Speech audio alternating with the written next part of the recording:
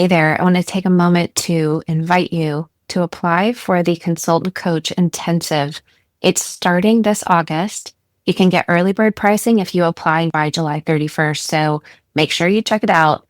The link is in the show notes, or you can go to the sterlingandstonementoring.com website and click on Legacy Builders, which is the business side of things, and choose Consultant Coach Intensive. It's a 12-week mastermind for women who are really ready to build their business, who are called to coach and want to know exactly how to get things set up. And even if you've started, but it's not working, let's go back over it again. I'm going to give you the Pearl practice, and you're going to get practice hours in there. You're going to have a whole group of women to actually practice coaching with. We're going to build offers. We're going to figure out how you're going to share the message that's within you.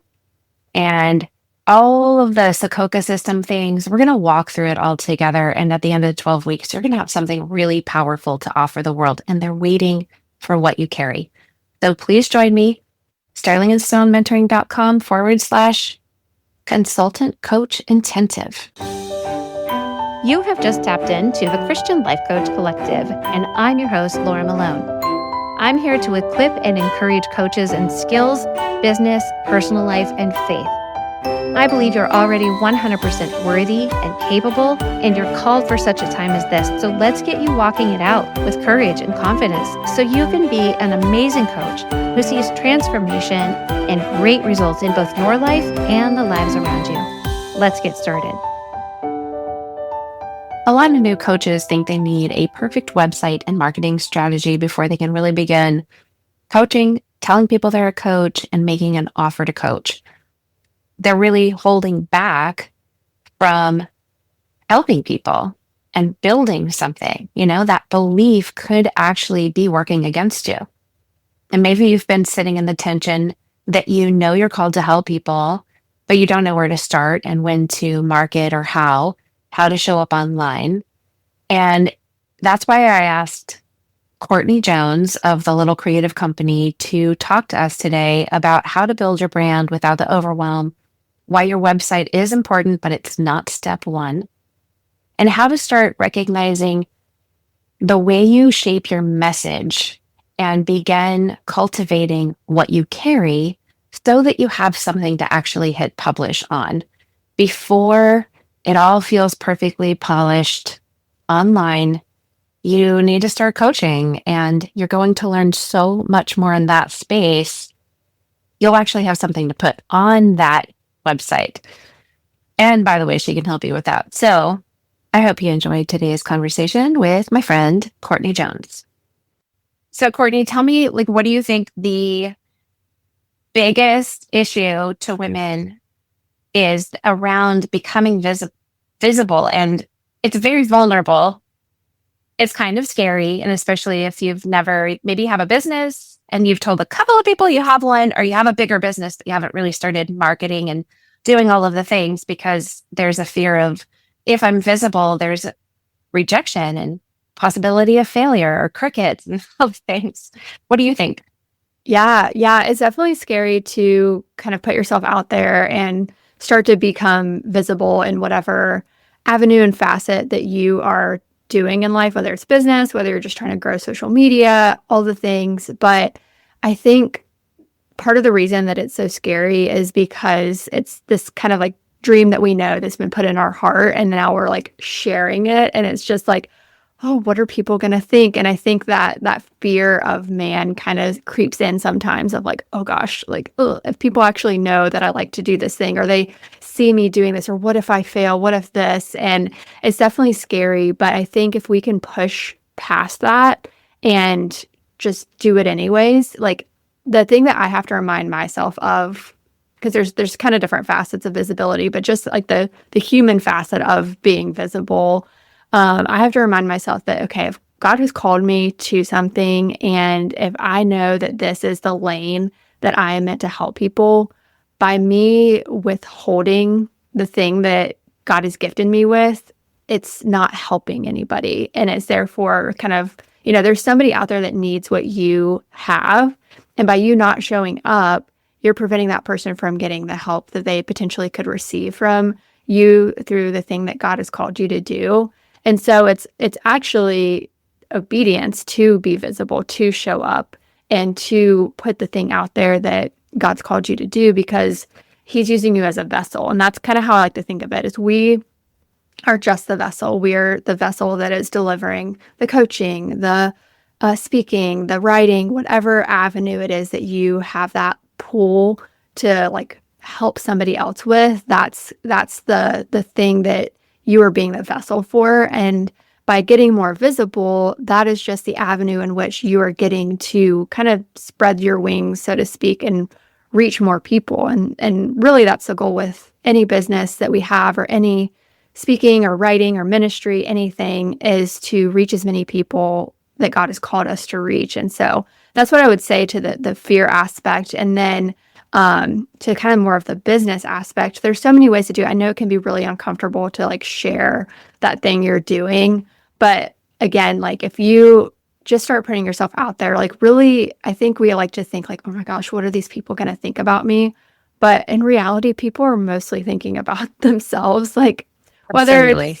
it's fortunate or unfortunate for us, they're thinking about themselves. And so like you sharing, the thing that you are called to do, if it's coaching or if it's speaking, like that's you saying like, hey, I can help you. And like if you focus it on that other person, then they're not going to think twice about it. And sometimes our family and friends can be either our biggest critics or our biggest cheerleaders. And I think we just have to push past that fear of like, oh, what is my, friend from high school going to think, or the friend from college? Like I used to be a different person back then, but we just have to like we're not doing it for them necessarily. Like if it helps them, great. But if they're not our audience, just put the blinders on and just keep going.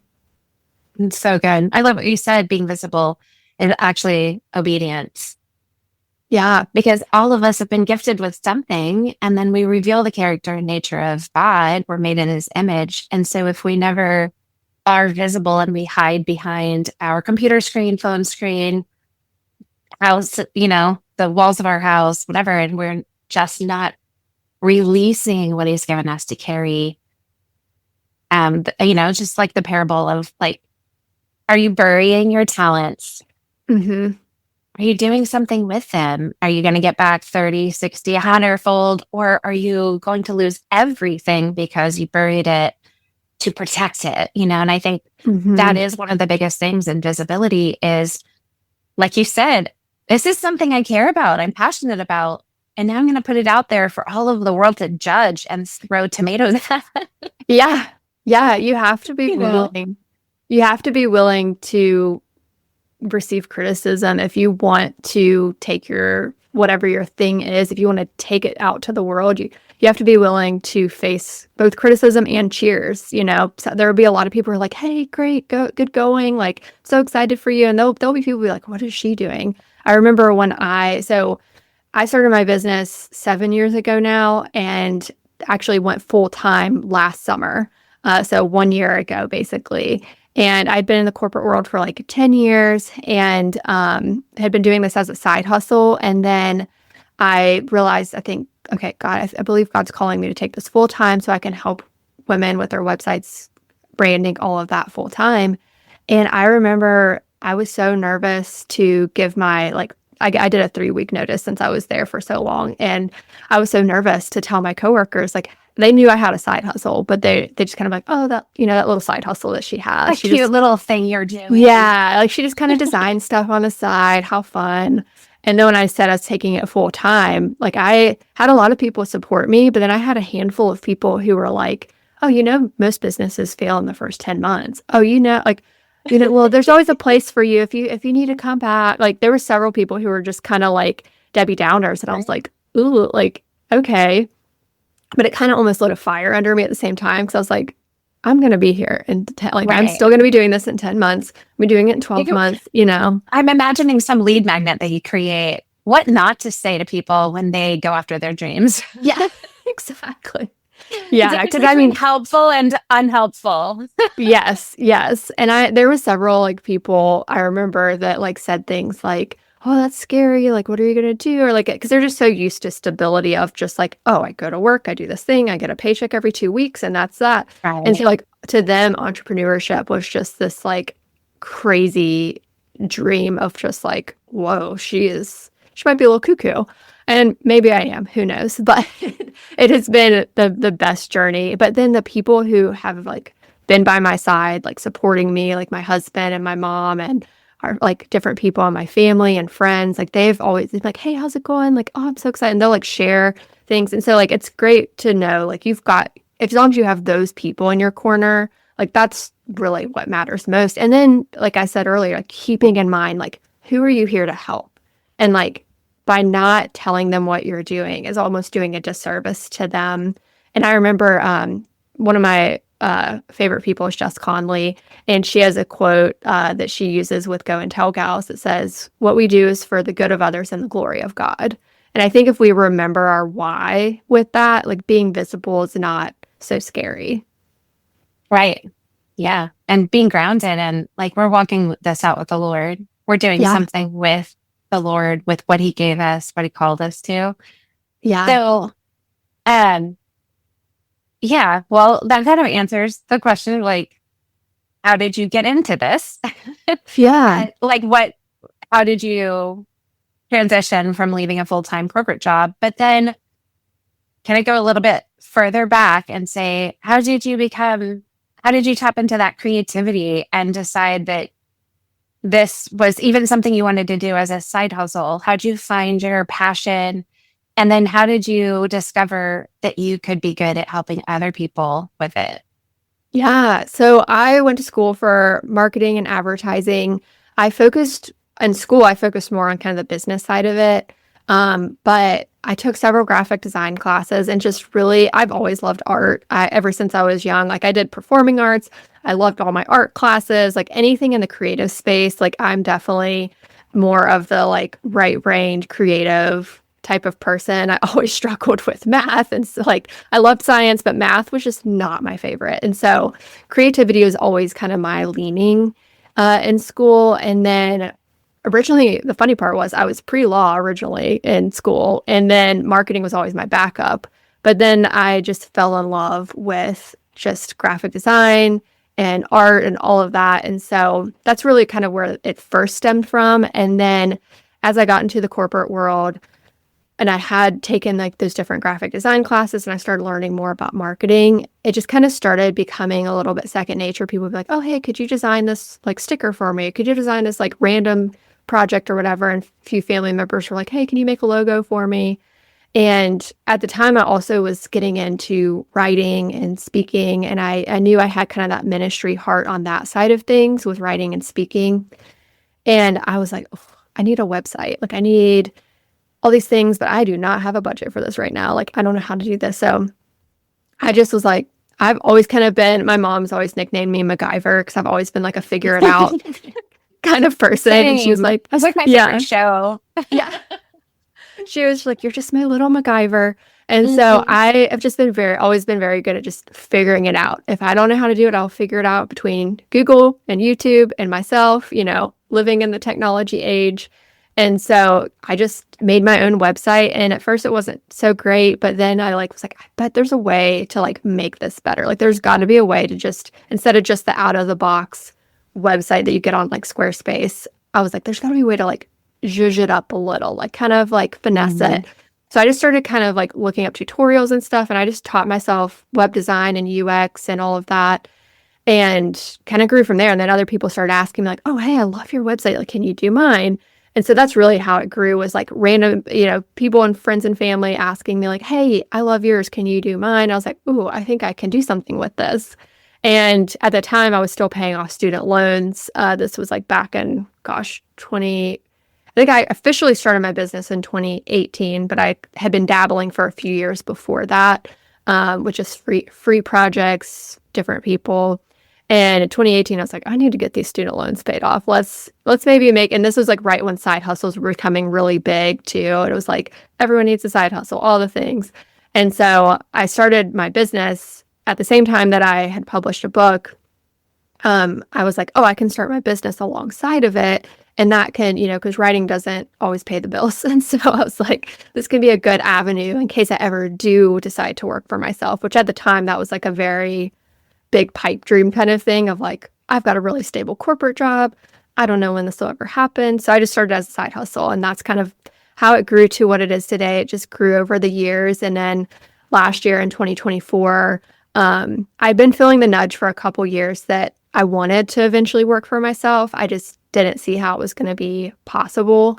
And then 2024, a lot changed in my corporate job, a lot of leadership changes. It just became kind of a bit of a toxic environment. And I had had a few like God moments where I felt like he was speaking to me about making a change and about maybe like in the next year, it would be time to leave my corporate job and work for myself. And so just through a lot of prayer and seeking like counsel through like wise people, I was like, okay, it's the time. And yeah, and here I am today. That's awesome. So you mostly work with women? Your goal is, it sounds like your vision is to support women in their branding, their visibility. Yeah. Yes. Yeah. So basically, the company I run is a little creative company. And yeah, my goal is to help women and Christian creatives with their websites, branding, SEO, marketing strategy.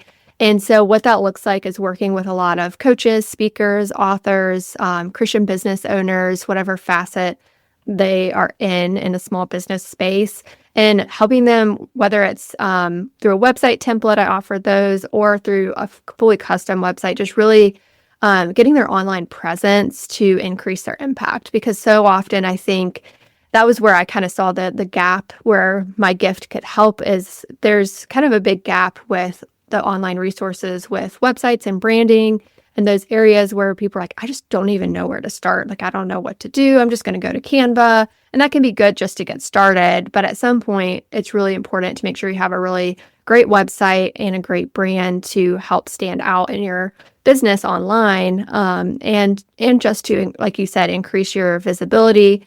And I like to say increase your impact, because if you have a really strong brand, a really strong website, you in turn can reach more people, because then people are like, oh, this isn't just her little side hustle. This isn't just her little business. I always hate when people say that.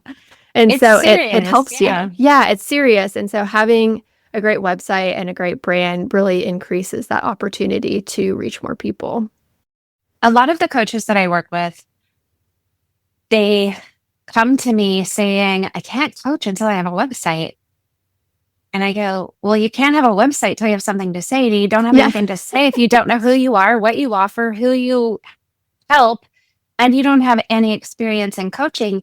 You actually don't have anything to say on a website. So a website is not valuable if all you have is a website. Yes. You actually have to have high value copy and consumable content, and you have to be able to clearly state your offer or offers. And I feel like, so I have a different process where we start with an email service provider that offers landing pages. So you can start building an email list, deliver lead magnets and freebies and content, and start cultivating your voice. Start saying like, oh, I could say this just in a short email. And because that's a lot of the people are like, I just want to coach, and I'm like, well, you have to start developing who you are and what you know, and your wisdom, your skills, your experience, what you bring to the table. And what I've seen is, because I started my business and I did what a lot of them do. I'm like, I want to be a coach, but I don't know who to coach. And I would rather just build a website. So I built my own website. Like you, I was everything's figure outable. Yeah. I can do this. And I figured it out, and I learned it all on my own, and it's grown over the years, and I still do it myself. It is not perfect. I know I need you, but I'm just saying, like, I did at some point put aside and say, I'm going to stop laying here in my bed after the kids are, asleep, and changing my brand colors. This is not moving the needle. I have to actually start talking to people. Yes. I have to start offering who I am, sharing what I know, and getting the human element in front of me so I can learn what they need. So over time, even though I had a website for a long time, and I had decided on my branding a long time ago and then changed it, twice a year for a long time. And it's just evolved. But I didn't have any help. I didn't have the money to invest into it. But I also think that probably it worked against me for a long time because I was putting out stuff that was like, this doesn't make sense. It's not figure outable for people who land here. Yes. And so I think there is a moment where you go, now I need a website. And I'm not, I actually tell some of my clients are like, no, I literally won't do anything till I have a website. It's that important to me. And I'm like, you go do you. I'm just saying, as long as don't make that passive action that prevents you from taking the massive action that will move the needle, which is tell people you're a coach and coach them. Yeah. So what do you think that point is when somebody should say, I know enough that I could put it into a text box element on a website to say something, even if I could only have a home page, an about page, and a one offer on a service page. What would you say to that coach that says, I don't really know enough about who I am and what I have to say and what I have to offer yet? When is the point that you say it's valuable for you to have a website at this point? Yeah. Without working against you and people look like landing. Because how many seconds do we have to keep somebody on the website now? 7. 7 seconds. Yeah. And somebody's like, click off. Yeah. We don't want them to spend 7 seconds going, yeah, no, thank you. Yeah. No, for sure. Yeah. It's like kind of like what comes first, the chicken or the egg. But I would say definitely refining your message is so key, and it evolves over time. That's totally natural. Like when I've kind of evolved my message over time, and I started out working, when you're first starting out, sometimes you work with anybody and everybody, but the more you can really figure out who's your ideal audience, who's your ideal person, like who's your dream client, like take a minute. Like obviously sometimes you're just going to have to work with people just to like get some experience. But if you can really hone in and think, okay, who is my ideal dream client that I would love to work with? Like what is my why? Like why did I even want to be a coach in the first place? Like who was I thinking of that I wanted to help whenever I started this whole thing? That can really help you start to hone in your message and use social media kind of as a in-between website, so to speak, and even your idea of start an email list and, use social media and your email list, kind of start to grow your audience. But if you don't have a clear message, having a website and having a brand will only get you so far, because a website's not just like a magic, like business propelling thing. People I think a lot of people in the web design space will try to tell you that just because they want to get you as a client and design your website. It's not a magic, it's not a silver bullet, it's a tool. And if you don't have the right messaging on the website, you don't have good imagery, different things, if you don't have like the search engine optimization, or SEO is how we say that, it's not going to all of a sudden bring you in a bunch of clients. Like you've got to start building and letting people know what you do, and really, think about your elevator pitch. If you're in the elevator with someone and they say, hey, what do you do? Or, hey, who do you coach? Like if you can't tell them that in the 5 seconds or 7 seconds that you are going up that elevator or down, or if they leave confused, they're going to be like, okay, well, nice talking to you.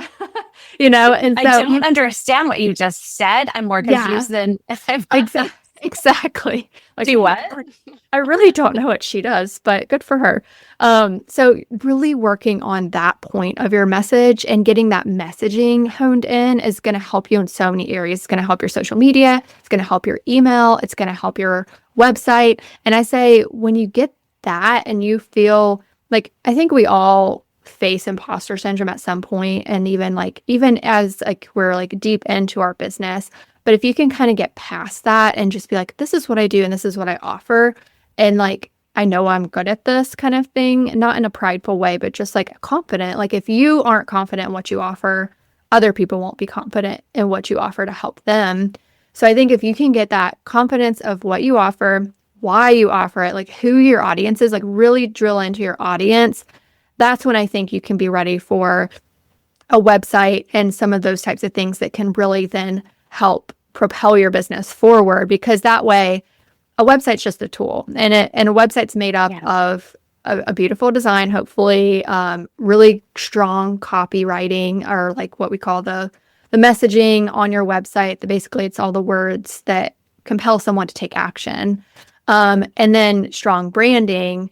That's when you start to kind of move that needle forward, and the website actually helps your business. Otherwise, if you just pop up a website and you just put some random words on there and your message is really confusing, Google also doesn't know what to do with that. Like your audience doesn't know what to do, but Google also is like, I don't know what she does. Like she likes horses, but she also does this. And, she coaches she people. listed all the things she's passionate about, yeah. holistic, healthy, like, yeah, it's like to cook in.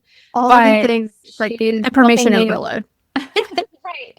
And it's easy when you don't know who you are, what you offer, and who you serve. It's really easy. There's a lot of confusion out there about how do you build your bio and what do you put on your bio on Instagram? And then you think that translates to your homepage of a website. And I'm supposed to mix in that, like, my favorite color is unicorn. You know what I mean? Like, what am I supposed to say? Yes. And how do I position myself when I have imposter syndrome? Exactly. Yes. Yeah. It all communicates something. And if you're like putting out a website and your branding's changing all the time, like you were saying, and your messaging's changing all the time, you're not giving. So basically, Google is a data engine. And that's kind of how the whole SEO, search engine optimization, works, is you're giving it data points to say, okay, she likes pink. This person likes pink. Let's put the two together. She likes horses. She likes horses. Let's put the two together. And so that's what Google's doing. And so if you're saying, I am a, trauma-informed therapist, and someone's looking for a trauma-informed therapist, Google's going to match you up. But if you're like, I help people with trauma-informed therapy, but then I also help people with holistic and this and that, Google's like, do I send it to this person or this person or this? Right. I don't exactly know. Like we're not matching up here. So it's kind of like a card matching game. Like when you're trying to flip the cards and match them together, that's what Google's doing with your website. And all the copy, all the images that you put on there is what is matching with Google for that visibility. And that's what we talk about when we say visibility.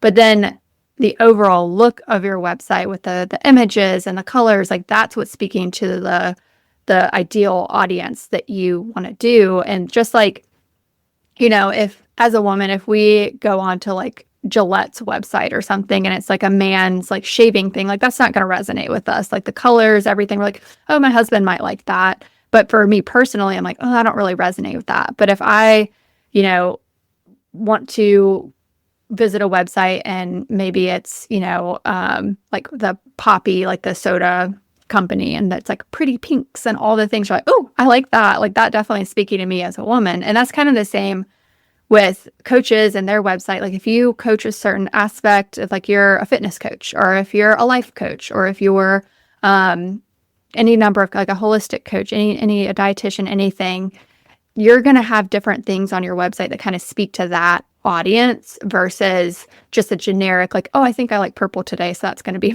my color. Right. Yeah. And you can't just say, like, I think all the people I would coach would probably like purple. I'm just going to make it purple. You have to think a little bit deeper. And so I have a couple of questions, because I could talk about this all day long. It's like my favorite. Two things I would say. If somebody, like a coach listening, says, okay, well, I started a website. Doesn't let them have, whether I tell them to, they should or not. I want one. I'm going to do this. So, okay, they have one. Do you think that it's possible? And if so, like, how would they even do it? Can they start out? Because a lot of them, they don't have any income coming in yet to pay somebody like you to help build. Mm-hmm. What do they do? Like, do they just leave it alone and not do anything until they have clients paying them enough to pay you to do it? Or is there anything that they could do at a simple entry level that would be not working against them? Yeah. So there's a couple things you can do if you're just starting out and you don't have a budget. I've been there. I was there when I first was starting out as well. There are a lot of great website templates that can serve at least to get you the framework of a website and basically how website templates work. I offer them, other people offer them, and it depends on, if you're doing Squarespace or Showit or any number of the platforms, there's a website template out there for that platform. And basically the way it works is, you kind of want to, it's kind of like when you buy a house and you're like, oh, well, the wall's painted purple. I don't like purple. But like you can paint over it, And so website template's similar where you can customize the template to the colors of your brand, put your own images in, but it gives you at least the framework of like, oh, text goes here, an image goes here, all of those kinds of things. And those usually, there's templates that are, $197, and there's some that range up to $800. I've seen for like Showit, those can be pretty pricey, but most templates are under the $400 mark, and that's a great place to start if you want to go ahead and just get a beautiful website without, paying the custom price tag, similar to buying a house. If you buy a house that's already pre-done, you're going to pay less than if you build a fully custom house. And that's one avenue. Another avenue, if you already have a website and you're just like, oh, like, I know it's like almost there, or at least it can kind of work.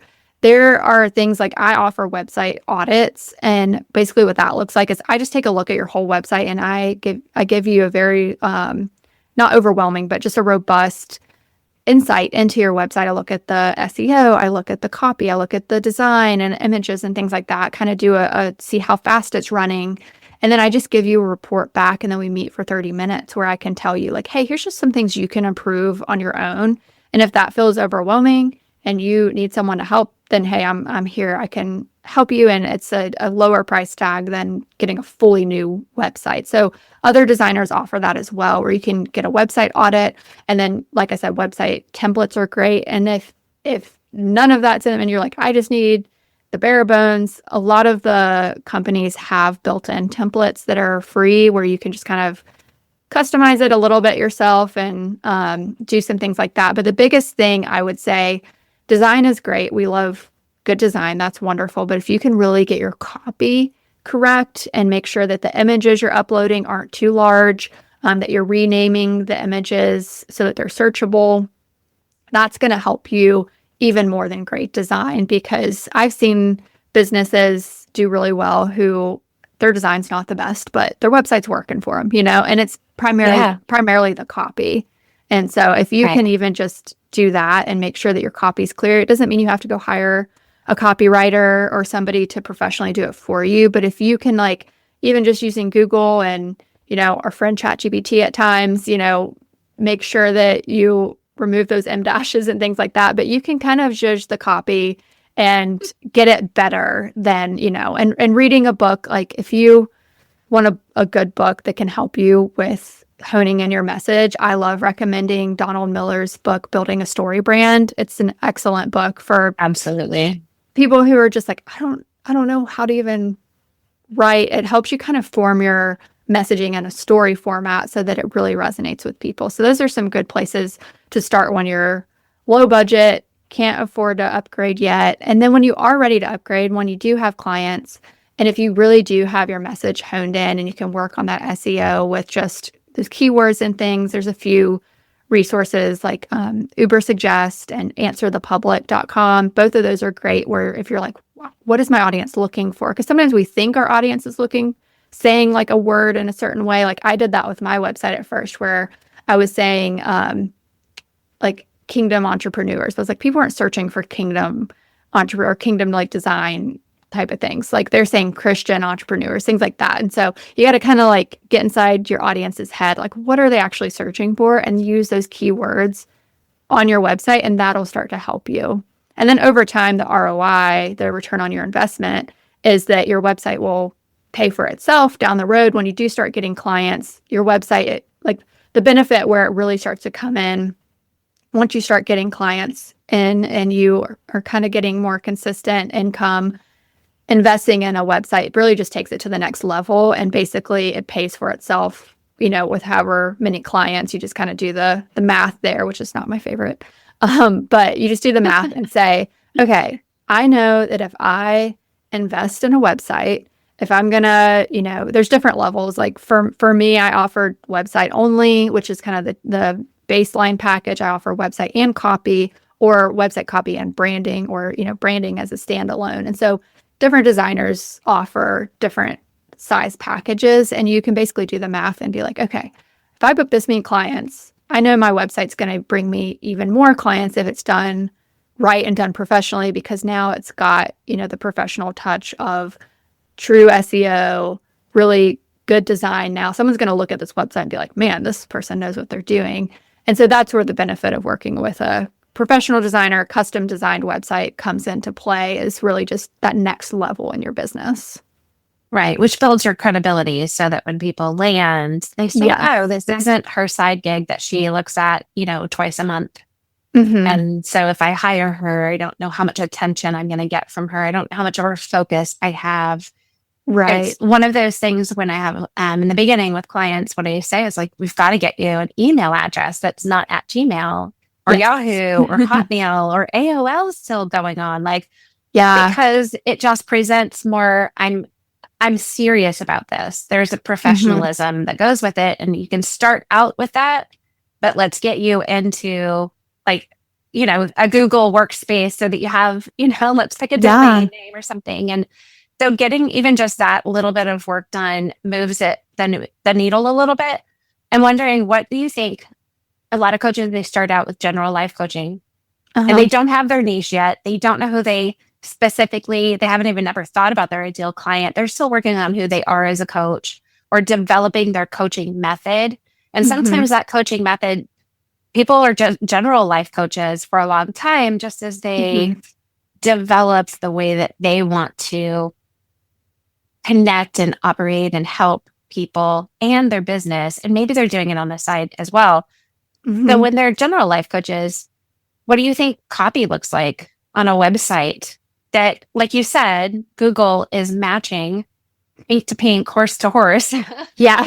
That's what they're looking for. And I think that's a common struggle that my clients have is if I'm doing general life coaching and not just in website, in their marketing and what they share, their content, they're like, what do I say if I'm, because it's kind of considered overused to say, I help you change your mind, I help you transform your life. And so what does Google want to hear to help you connect if you don't know the specific person you're talking to? Yeah, I would say even if you are a general life coach, I think you can still find areas of specificity. Whereas like maybe you just work with women, or maybe you only work with men, or maybe you only work with kids if you're like, however that looks like, whatever your like segment is, there's ways to kind of like break it down. So like maybe you only work with moms and you want to work with moms who just had a baby, or you want to work with moms who are empty nesters or something. So kind of start to get specific in those areas. And it doesn't mean that if you get specific, doesn't mean you can't work with anybody outside of that segment. That's like, so many people feel that way. Like if I say this on my website, if I say this on my content, I can't work with anybody else. I'm like, it's your business. You can work with anybody you want. Exactly. No matter what you say. That's like with mine. So like I primarily work with like Christian coaches, entrepreneurs, and speakers and authors. But I have random people reach out who either aren't Christian or aren't an entrepreneur or, whatever. Like I have random people still reach out and be like, hey, do you work with me? I'm like, yeah, I'll work with you. But that just helps like getting as specific as possible. It doesn't mean you're like drilling way down right now, but even just one more layer deeper on your like specificity for your business can really help. And so the biggest thing I like to tell people is, what problem are you solving for the person you're working with? Like, what is their pain point? What is the thing that what's the transformation that you're helping them with? Because if you can speak to the transformation and the pain point that they're dealing with, that will also help your copy to be very clear to say, I'm a life coach who helps moms who are postpartum to find their pink again, and that's a phrase about flamingos, after they have babies, they go, I guess, a little bit gray, but then as they recover, they become more pink again, like the pink flamingo. And so like, it's getting specific into that problem, or maybe it's, I'm a life coach who helps moms who just became empty nesters find their purpose again, because maybe in that season they're feeling kind of purposeless because their kids were their life and now their kids off to college and they're like, oh, what do I do?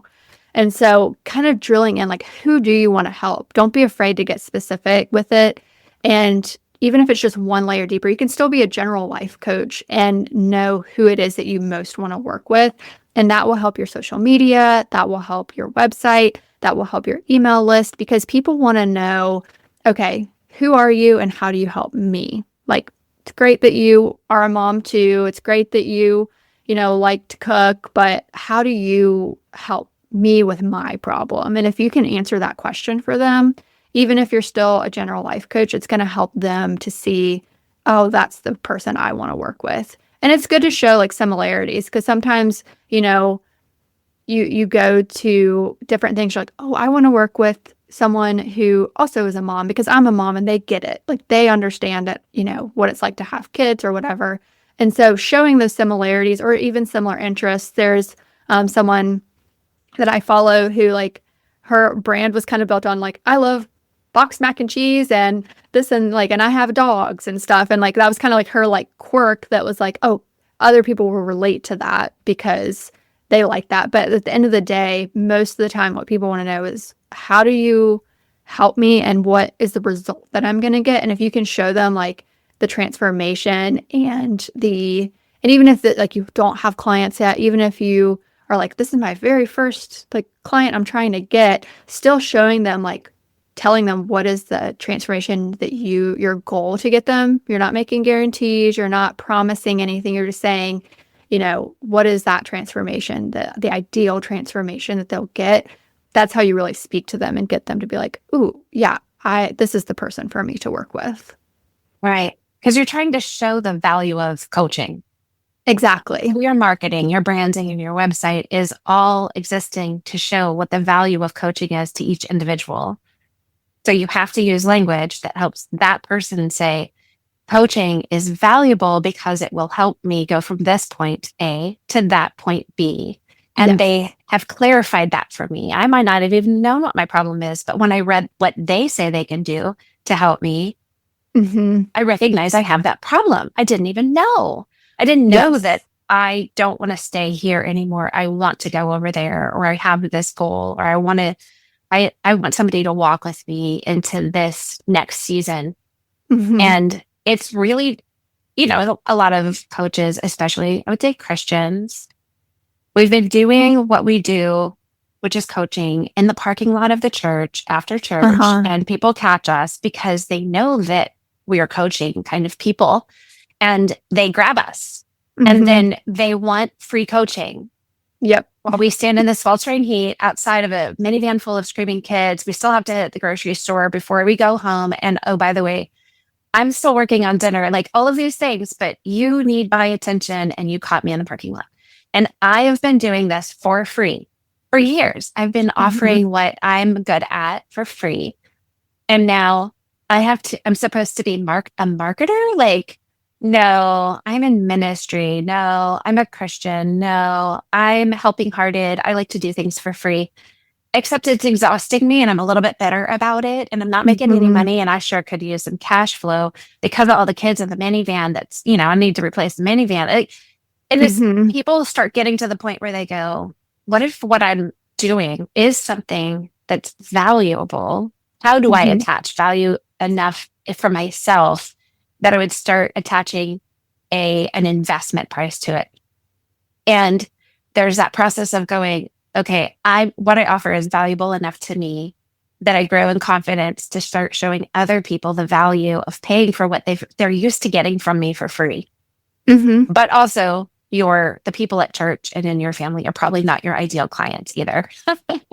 Yes. But they're still ideal. Like, I will take whatever you'll give me. But that doesn't mean that they're invested in the transformation that coaching offers. They just want to be maybe heard and you're a listener.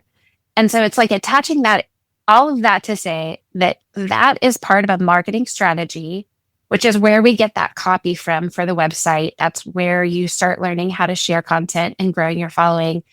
and letting people know on social media through your emails and things like that is by learning how to create value that you simply communicate. I always say, like, marketing is not sleazy. People are. Yeah.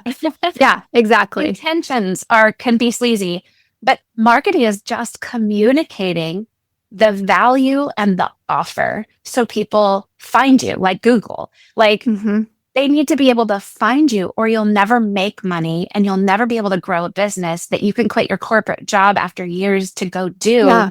and be fulfilled and reveal what God has given you to carry. And also, marketing is and niching down is a marketing strategy. It's not a coaching method. Exactly. It's a marketing strategy. And so you don't have to have a niche, because a lot of coaches are niche resistant. Yeah. Like, you can't put me in a box. I'm able to help everybody. Yeah. And I love that. I Yeah. am able to help anybody who wants my coaching. I can serve that person. But hmm my marketing is branded towards Christian coaches. It leans towards the feminine side because I hmm understand the struggles of the stay-at-home mom, and then that wants to fulfill the heart, like my heart's desires, and do what I'm Yeah. called to do in addition to that.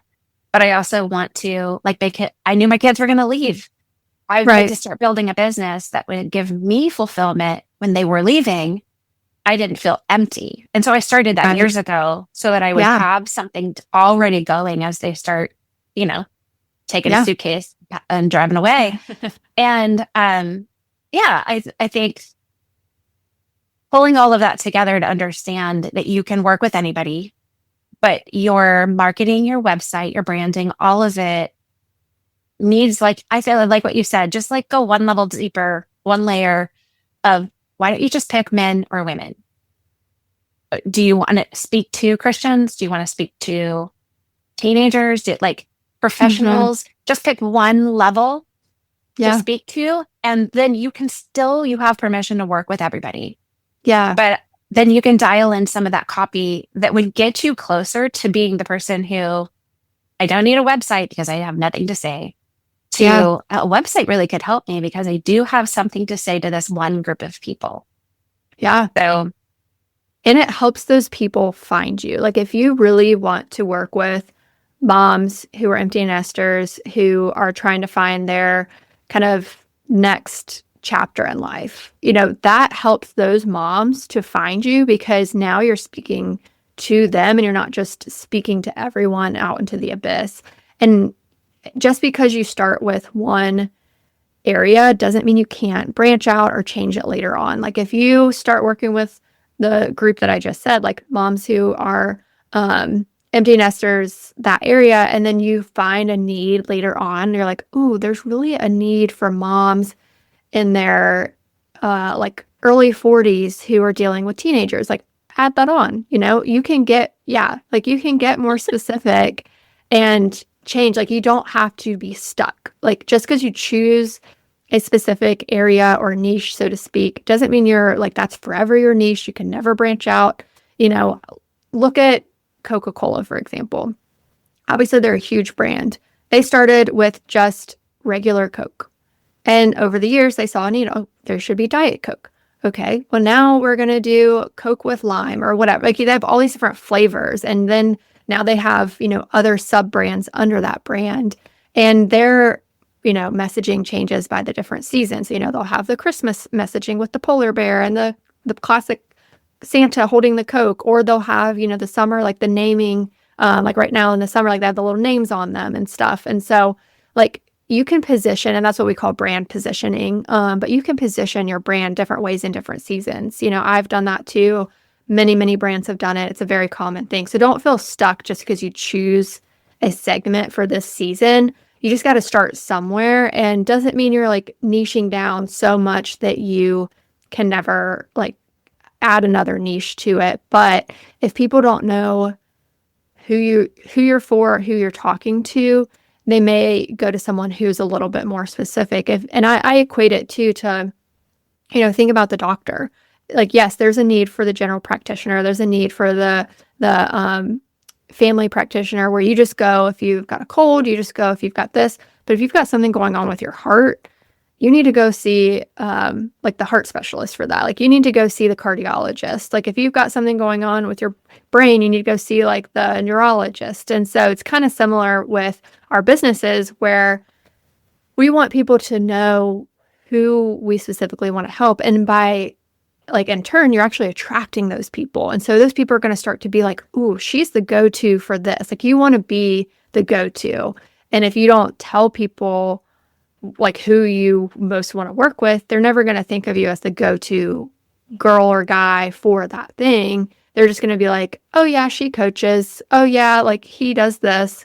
But if the more specific you can get, the more those people are going to be like, oh, I know who you need to talk to. You've got to go to my girl over here because she is really good at that. I mean, it's even when I get my hair done, like it takes a specific, I have to find someone who, like I have brunette hair. And not everyone can color brunette hair and add balayage and highlights. And sometimes it can look streaky. So I have to find someone who's a brunette specialist. And then there's blonde specialists, And so like you got to find the person who's like in that segment because that means you're the go-to for that. And that's going to help your business grow even more. Right. And that helps people self-select so that you're not so awkward and doing all of this work like cold calling. Yeah. Please, will you work with me? No, that's why in my business course and in the consultant coach intensive, that's what we do is we start with, you've got to cultivate what you have to share.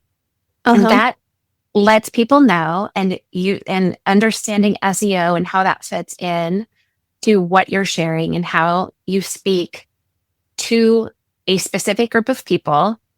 Even like you said, if you're pivoting, if it evolves over time, and then being able to take that and develop it is it's a strategy that if you don't have that in place, then you sit and wonder, how in the world do I get clients?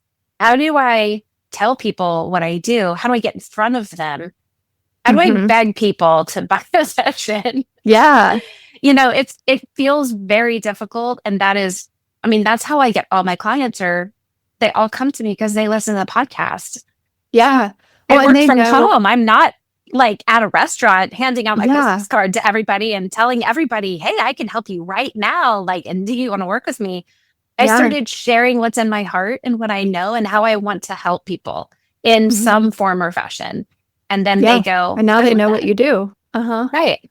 Yeah. And you have a podcast too, right? I do. Yeah. It's a Christian leadership and personal development podcast called The Trailblazer Talks. And it's just basically it's geared to helping people be trailblazers right where they are. And that has been a great avenue too for both my business and my ministry side of things of what I do. And it's just showing up and helping people like right where they are. And that's a really big benefit of podcasting, and it can increase your visibility and reach both through, whether you do just an audio only or audio and video. There's, different ways where like the SEO can help your business grow through those different things while also helping people. And it gives people almost a free, it's free, but like a free sneak peek of what you are like. What is your personality? Because a lot of in the coaching space, in the entrepreneur space, whether we like it or not, unless you are like a restaurant or something like that, but if you are more of like, you are your business, people want to see your personality. They want to see what you sound like, what is it like to talk with you?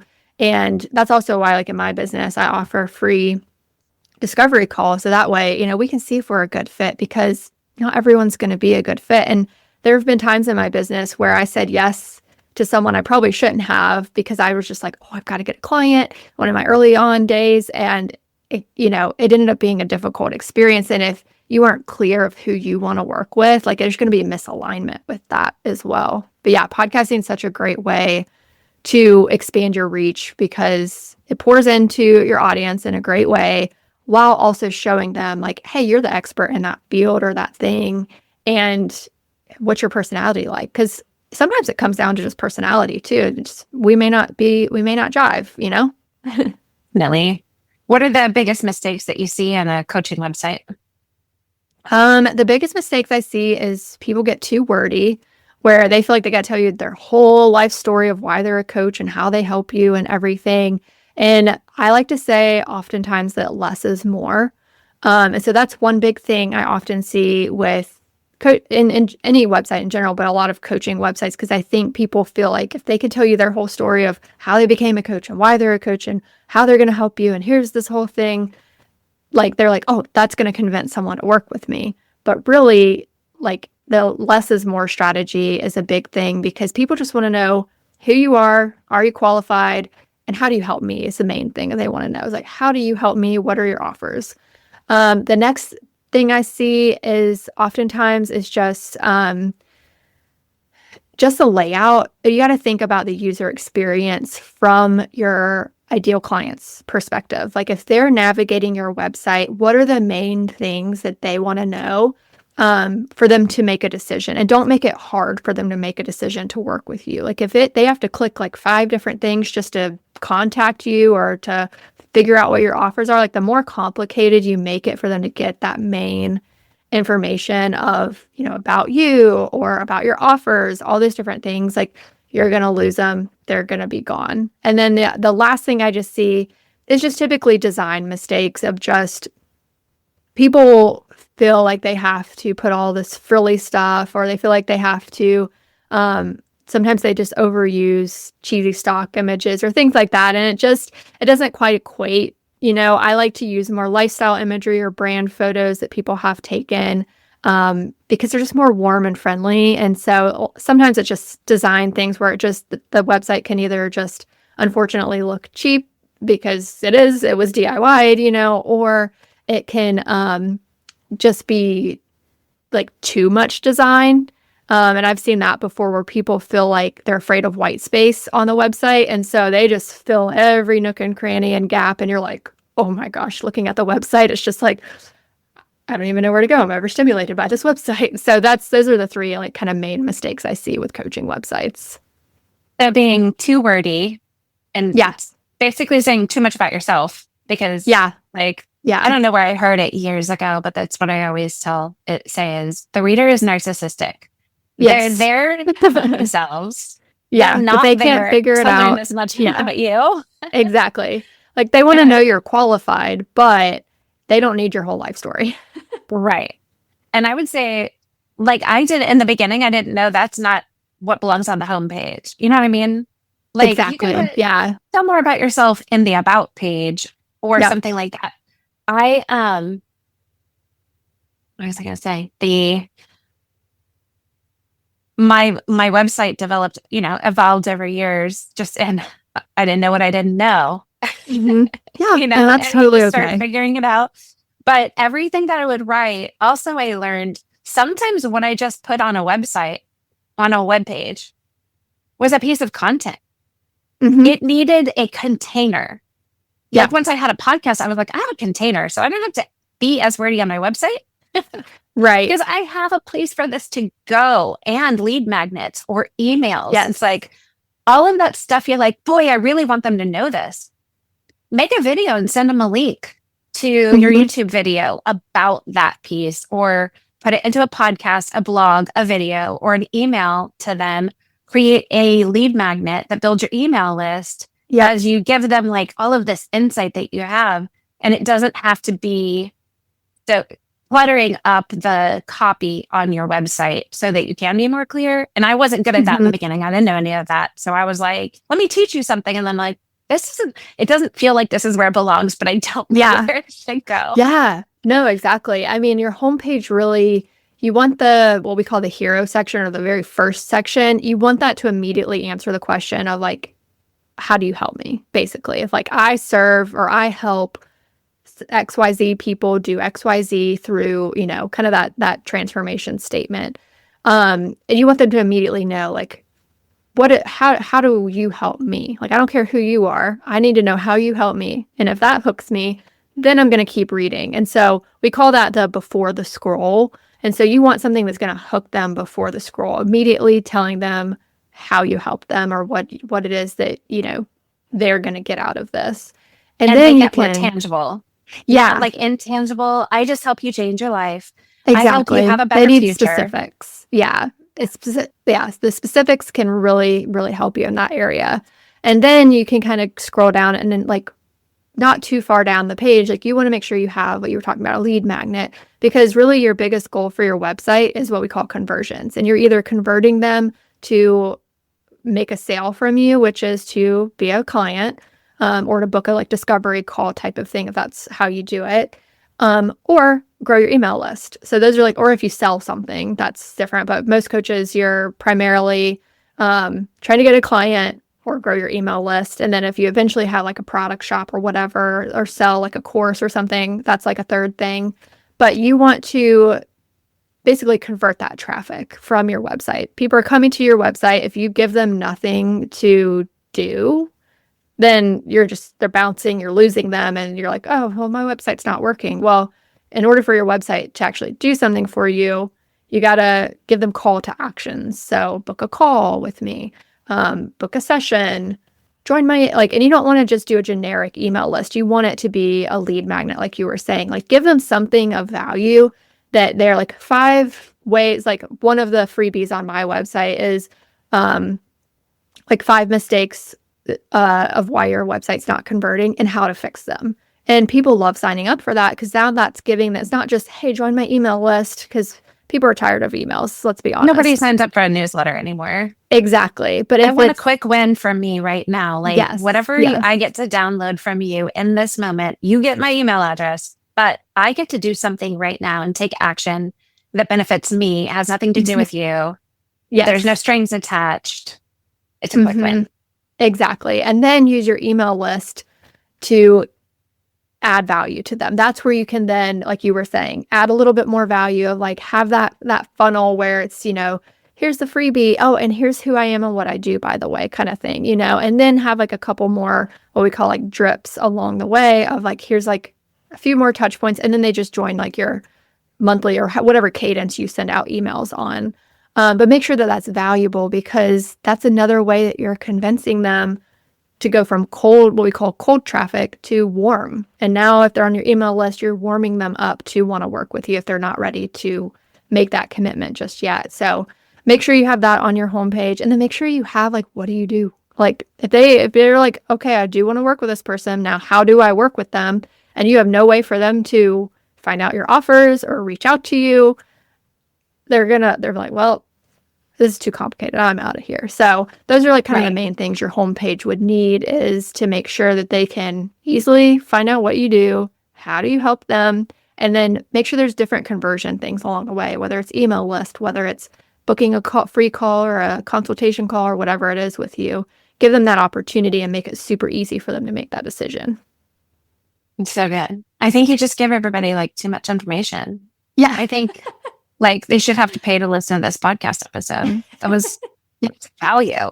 Yes. Well, and it's just things that we don't think about sometimes, because I mean, if you're not in that world, if you're not a website person, you're not going to think about that. You're like, what does a website need? I don't know. But there's actually a lot of strategy behind websites and brands in order to make them truly work for you.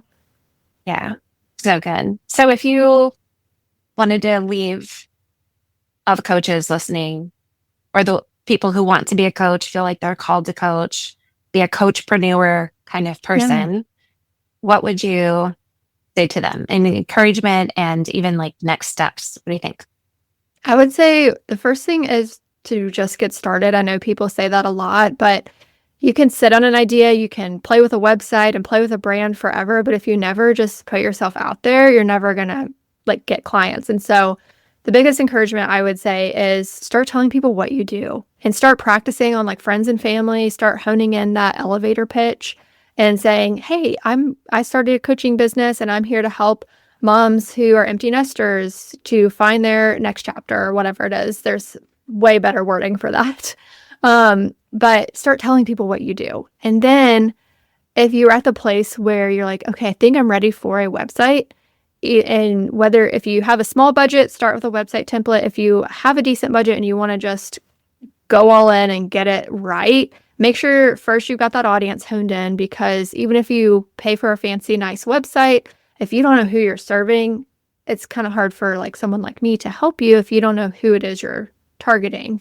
And then the last encouragement I would say is don't feel bad about making money or putting yourself out there with that, because business is a God idea. If you look at the Proverbs 31 woman, she was a businesswoman.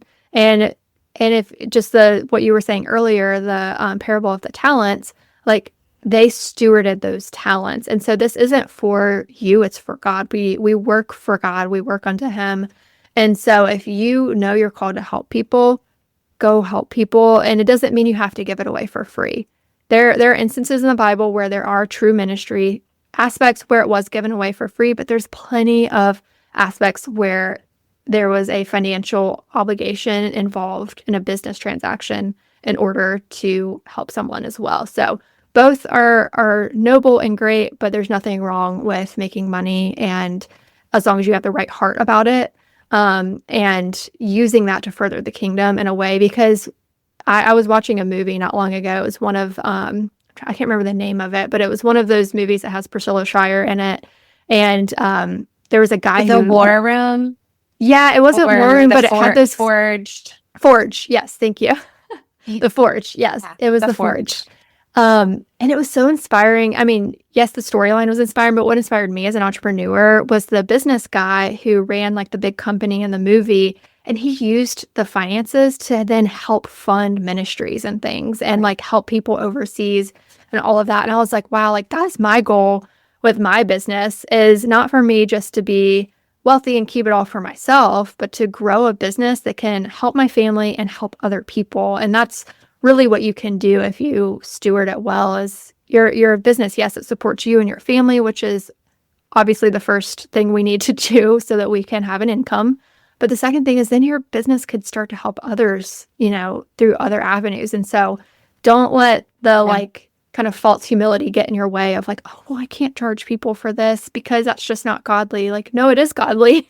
And like, that's what the Proverb 31 woman did. And she helped so many other people in the process. So that would be my encouragement. That's so good.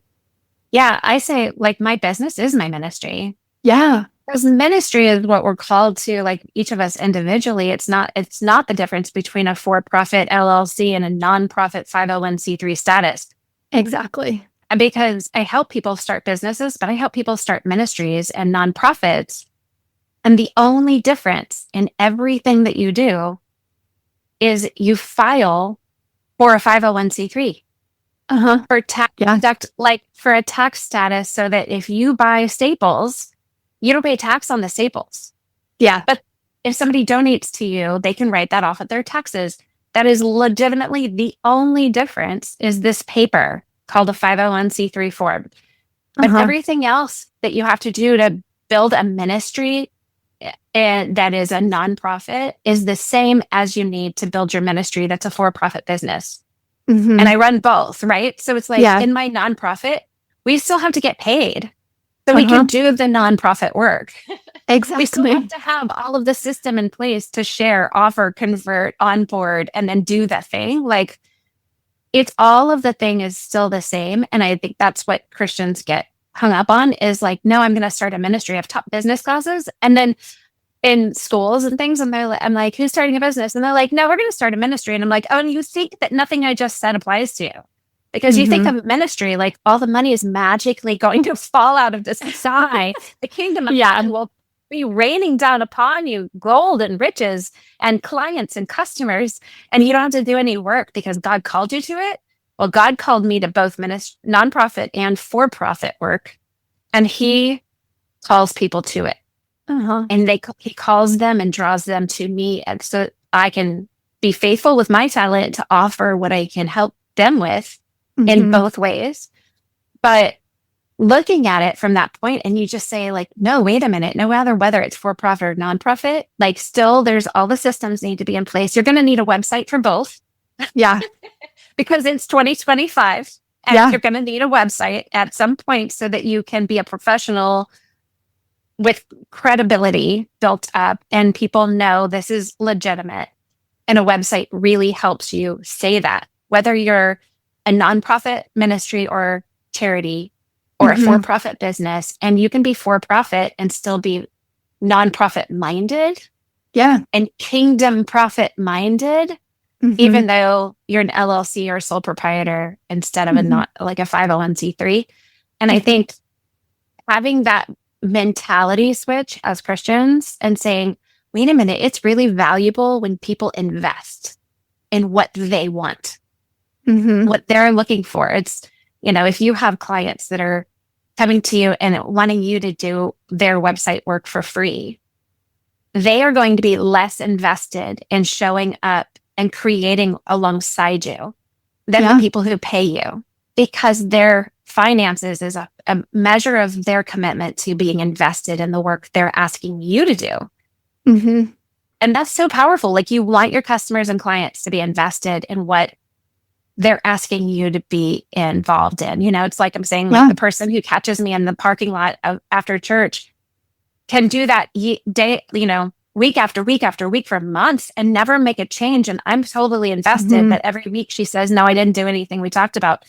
But if she becomes a paying client, she has to show up at a certain specific, like an appointment time, and she's paid money to be there.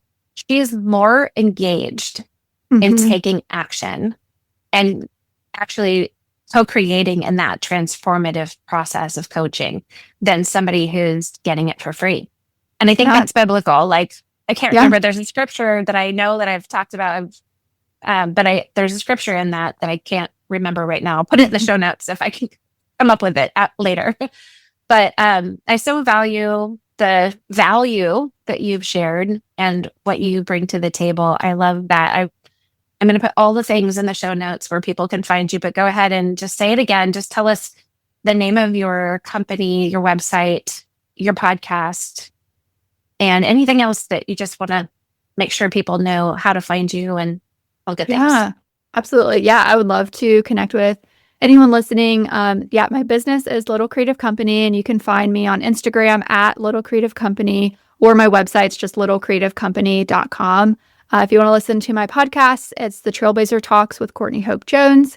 And you can find that at the Trailblazer Talks podcast.com. And it's on Apple, Spotify, all the things if you search by that name. And if you need just like a starting place for like SEO, I have a freebie called the SEO Blueprint for Blogging. And blogging is a really great avenue for growing your SEO on your website. If you already have an existing website, that's where you can really, like we were talking about earlier, that's the place where you can kind of hone in your thoughts. And blogging is really a good way to grow the SEO on your website, because you can have SEO just on the main pages of your website, but blogging is what continually puts you in front of Google. And so if you want that freebie, I can give you the link to put it in the show notes. But it's just really helpful to help you just kind of get that starting place of like, what do I even do? And what's even the way to, because there is a strategic way to blog that benefits SEO so people can find your business. So yeah, I would love to. And the other thing is that you said on the website, you have another freebie, the 5. Yeah, it's 5 reasons your website's not converting and how to fix them. And so I can give you that link as well. So you can either freebie, both will help you if you're just in those beginning stages, or if you have an existing website. Either way, they're just beneficial to help you. Awesome. That's it. Great. Well, I'm excited. And you and I connected because we're both going to the She Speaks conference. Yes. So I've been so excited. I had some other people from the conference on the Storymakers podcast, and I'm excited to meet you in person and for what God's going to do in a couple of weeks when we get there. So yeah, I'm so excited. I'm excited to connect with you in the future, because in everything that we just talked about, I'm like, okay, that's another podcast episode. And then we could also talk about that in a different podcast episode. Notes. Like, I could have her come back and talk about that. Like, everybody needs to know. I would love that. So awesome. Well, thank you so much. And yeah, maybe we'll see you in the future. Yeah, that sounds good. Thank you so much for having me on. I appreciate it.